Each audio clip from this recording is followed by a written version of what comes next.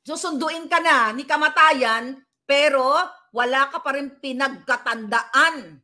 Ganyan po kababoy ang mga tao na akala ninyo para sa bayan. Pero nasaan ang prinsipyo ng ginayupak na matandang yan? Ha? Cordoroy, katulad ni Lisa. Mahiya ka sa apo mo, Clarita Carlos. Mas powerful ito doon sa 1986. Kasi yung 1986, doon lang yun sa Maynila eh. Pero ito worldwide. Di ba? Kahit ano pang panunupil sa atin, pagsisikil, kaya nating magkaisa, humakbang ng maisog all over the world.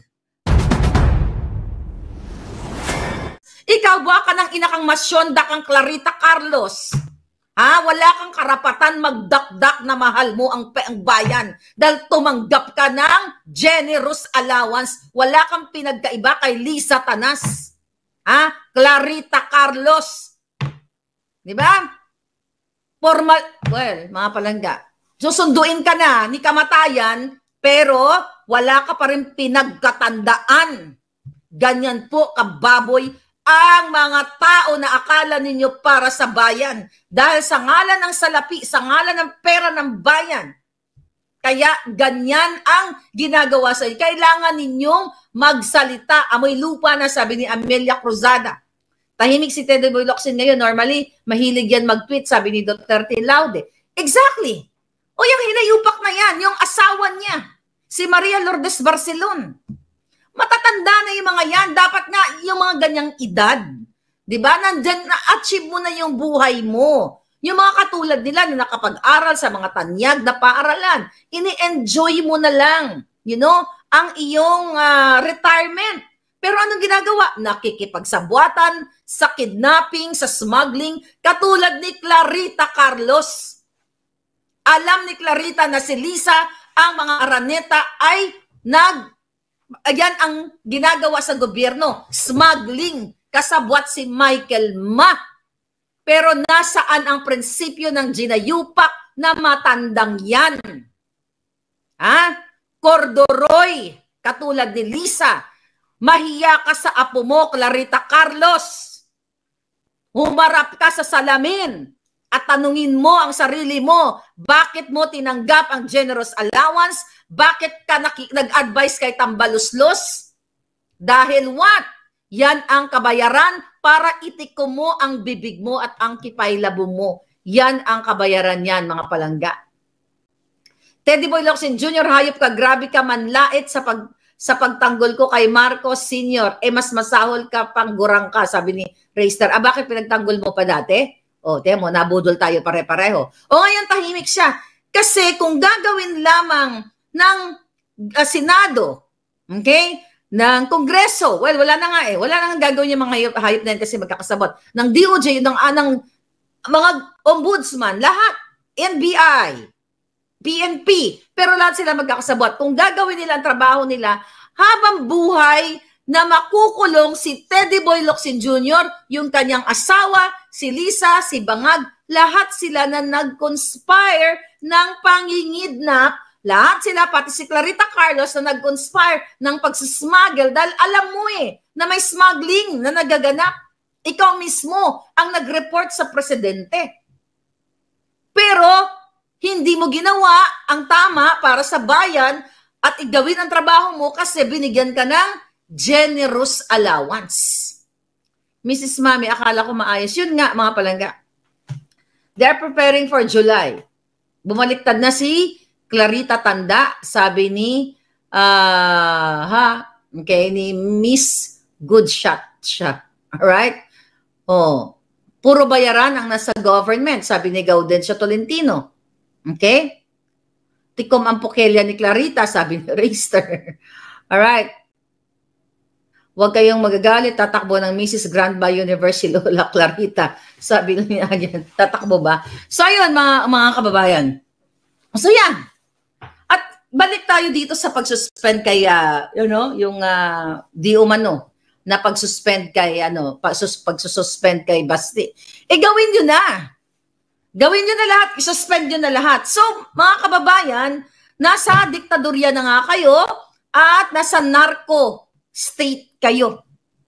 Dahil smuggling kanila, pulburon sa kanila, kidnapping sa kanila, corruption sa kanila, mafia ang gobyerno ninyo. Okay? Kat Channel, thank you. Amelia Cruzada, thank you. So I hope kayo ay magsalita. Nasa kalsada na papuntang EDSA, sabi ni Rosario Barsak. So anong ginagawa na din sa Maisog Rally? Itong sa New York. Nagbabayad si Lisa Tanas ng firm, digital black ops firm. Pinalalabas nila na yung mga nasa New York ay mga bayaran daw. Paano bayaran? Ang mga Filipino-Americans dito, okay? Nakusang pumupunta sa kalye, pera nila yan. Kung bayaran, may nahuhuli ba kayo na nag-abutan ng sobre? Katulad ng ginagawa ni Lisa Tanas de Matos Jr. na binabayaran through ayuda ang mga tao para magkaroon ng maraming audience para sa kanila. Yung pa-concert nila, again, dyan, I think bukas na dyan, sa Davao. Binabayaran, kunyari, mag-i-invite ng mga artista, ng mga singer, kung sino-sino mga inayupak, binabayaran ng pera ninyo para magkaroon sila, mag-gather sila ng what? Ng mga audience. Ulit, para palabasin nila, kunyari, marami pang nagmamahal sa mga hinayupak na yan. Sabi ni Charmaine, nakaready na po kami sa Japan, Maharlika. Yes. I'll be with you, pero virtual lang po. Sabi ni Annabel Dean, Galawang Dilawan. Alright? Sana tapusin na ngayong June, mga bangag, nakaka-stress na mga hudas, sabi ni Amelia Cruzada. Mayangganan yung mga yan. Basta, kailangan yung maging part nitong ating krusada. Tama yung apelyido mo palangga, krusada. So, kailangan maging part kayo ng movement na ito, ng krusadang ito. Whether ikaw ay Dilawan, Pinklawan, Iskonyan, kung mahal mo pa ang iyong bayan at kung mahal mo ang kinabukasan ng mga anak mo, makikipagkaisa ka. Yung mga religious group, military, police, kung mahal nyo ang mga sarili ninyo at inyong mga pamilya, kailangan nyo mag-speak up dahil kayo mismo ngayon ay biktima. Lahat ng kapulisan, lahat ng mga sundalo, kayo ay biktima ng gobyernong ito. Yung pagtanggal pa lang sa inyo ng inyong telepono, pagbabawal sa inyo na paggamit ng inyong telepono, suppression yan, kalayaan ninyo, para rin kayong ginurgur ng mga bangag na ito, mga palangga. Right? Mass indignation crusade for Inang Bayan, sabi ni Los Maga, mga walang prinsipyo. Nanginginig na si Manikang Basahan sa palasyo. Okay? Yes, mga palangga. We stand for Duterte, sabi ni Hilda Carlos. Again, wag gayahin si Claritang amoy lupa, sabi ni Raystor. Hindi ito usaping Duterte o kung sino man. Ulit-ulitin natin. Usapin ninyong mga Pilipino. Nakita nyo naman. Hirap na hirap kayong makabili ng mga groceria, mga pangangailangan ng inyong mga anak. Okay, well, hakbang ng Maisog, Canada, Vancouver, tentative, ayan. Date for hakbang ng Maisog, Canada. Thank you, Ga. Sandra Gombok, ayan, for hakbang ng Maisog, Canada, Vancouver chapter is July 7 of 2024. Baka Ga, celebration na yan. baka yung inyong hakbang ng Maisog, Canada, imbis na yan, hakbang pa rin ng Maisog, baka, ano tawag dito? Baka celebration na yan katulad ng ginawa natin last year, right? Who knows?